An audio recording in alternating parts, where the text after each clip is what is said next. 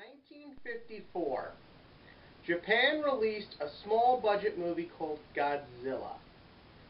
Godzilla was about a giant it was a normal lizard that got mutated by nuclear radiation, and it was turned into a giant lizard monster. It attacked Tokyo, it was stopped, and from there a whole couple generations of Japanese people were amazed and excited by the concept of giant monster movies. This genre is often referred to as kaiju and has grown and developed. For those of you who don't know, our famous show in this country, Power Rangers, is based on a kaiju-style series called Super Sentai. Super Sentai, like many shows in Japan, follows the format of giant robots and giant monsters. Now, not every show in Japan does this. Obviously, you have normal shows like sitcoms, teen dramas, stuff like that, but it's always been a very popular genre around the world through Japan. Rather it be giant robots just fighting giant robots, giant monsters just fighting giant monsters, and sometimes the two colliding. This genre is really what defines Japan's entertainment industry as far as most of the world is concerned. And for the most part, the genre has been excellent. You've had amazing talents, you've had amazing ingenuity and creation aboard. And then, like with anything, it was really our westerns to them. Further, it died out. I totally blame Sunrise Entertainment for that god-awful show about the kid with the bird in his eye and a fishbowl on his head. But, for whatever reason that I'm sure people in Japan dispute, the genre has kind of slowed down and died a bit. But now, today, this genre has the potential to be back in the biggest way possible! Cue title scene.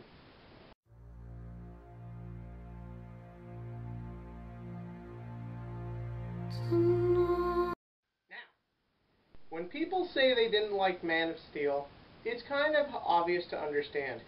Except the people who didn't like it because they thought it wasn't the cute, cheesy, cookie-cutter Superman of the 70s and 80s. Those people should die. When people didn't like Man of Steel, let's be real here, it was because there was way too much action and it was all just jammed together. It never felt like we got a moment to enjoy it, and because of it, it hurt people. Star Trek Into Darkness, though very fun, very excitable, and very enjoyable, didn't deliver on the promise of a new Star Trek with new rules. Iron Man 3 just devolved halfway through into just being about weird jokes and big special effects. This time, we have a true summer blockbuster. And you know what? If anyone doesn't like this movie, it's because their head is so far up their ass. When they were getting their popcorn at the movie, all they had to do was drop it down, and they didn't even need to digest because it went straight back to the mouth and was enjoyed again and again and again. Does that make sense? No. Why? Because I'm making this up as I go. Why? Because after seeing Pacific Rim, all I can think about is Pacific Rim. This is it. This is the movie of 2013 in that it sounds like the butler is screwed. Now, basically, this film can be summed up from the sum of what you've seen in the commercials. Basically, giant robots are created to fight giant monsters that are coming through. These monsters are called kaiju. The first thing everyone needs to understand about this movie is a love letter to two different film genres. Giant monsters and war movies. That's right, this is a war movie. Where World War Z just felt like Brad Pitt FaceTime, this movie truly feels like it is a war being fought. That's where one of the big complaints from people is coming from. A lot of people say the main character, Raleigh or something, isn't very strong. He doesn't really carry anything. He just feels like your generic main character. That's because this film, he's not the main character. He's the main person you see, and for the ladies, he's the eye candy. But realistically, this film, its main character, its protagonist, what carries this movie is war. This film's main character is the fighting. Now, honestly, I didn't mind Raleigh. I thought he was, a film like this, there's so much going on at once. If you wanted to put on top of that this character with problems and snarky attitude and stuff like that, it wasn't going to work. This film needed someone who could just be what he needed to be. the good guy, the hero, the guy who's willing to do things like, sacrifice himself for the greater good. This movie needs that. Why? Because this isn't a big, crazy, complicated, annoying story. I'm so sick and tired of all these movies that think that if I make my main character some down-and-out loner or some loser or some crazy drunk, it's going to make it better. Sometimes it does, sometimes it doesn't. That's what I love about Guillermo del Toro. He was realistic. This wasn't like Hellboy or Pan's Labyrinth, where you needed a main character to carry everything. What carries this film is the giant robot fights. Everything else is added to things to make it perfect. Idris Elba, for example, was absolutely amazingly breathtaking. Realistically, I doubt this film's going to get nominations or anything, but if I could pick someone to at least get the nod for Best Supporting Actor, it's Idris Elba in this film. He was amazing. He felt like he belonged on the battlefield, like he could actually function in war. He had personality, he had depth, but it was never out of character. Realistically, you wouldn't see him being an alcoholic on the battlefield, because this war's been going on a long time. The kaiju have been attacking for years now, over a decade.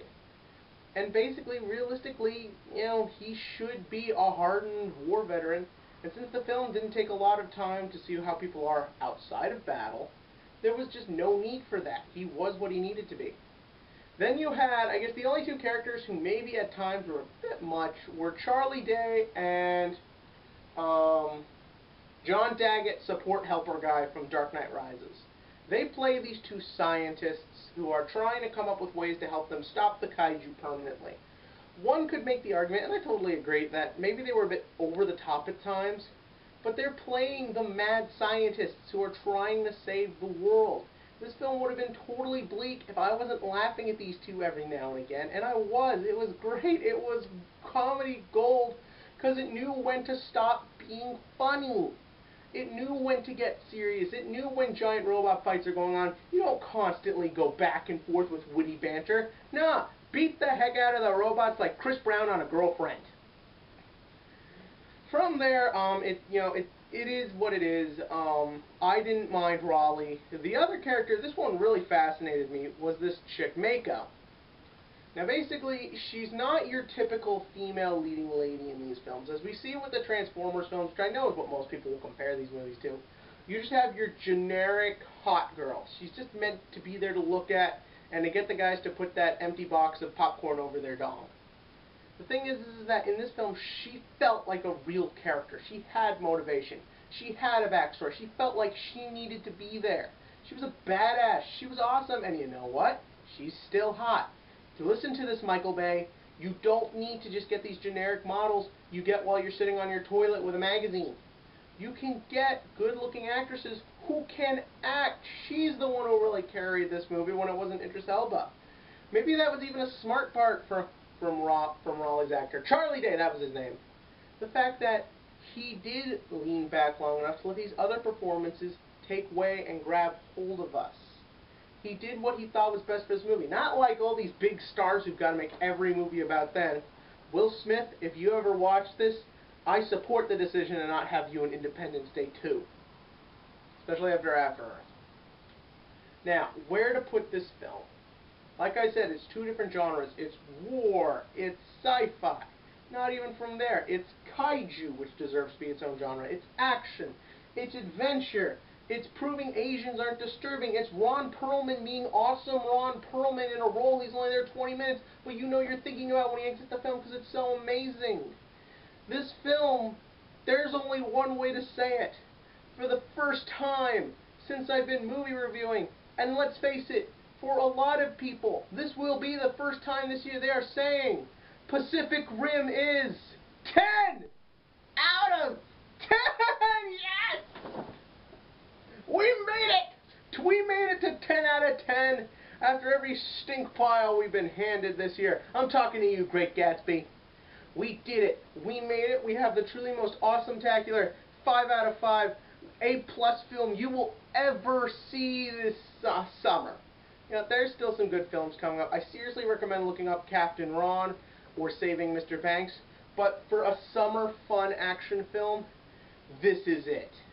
This is adventure, this is excitement, this is an original story, and this is what it takes to finally punch Adam Sandler in his annoying, just stealing scripts movie face.